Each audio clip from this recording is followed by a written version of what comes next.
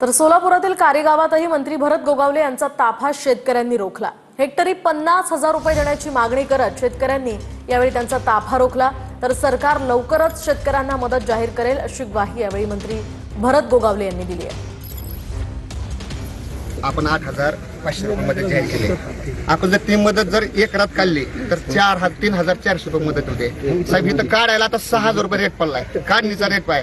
आपण जे एकरी 4,000 रुपये 3,400 रुपये देतात का, त्यांच्या तळवाट्याला सुद्धा साहेब पुरत नाही। जे आम्ही सावली करतोय त्याला जागतोय का, त्याला सुद्धा पुरत नाही। तर साहेब इलेक्शनच्या आधी 13,600 रुपये दिलं, 3 हेक्टरची मर्यादा होता। इलेक्शन संपलं की संपला का शेतकरी।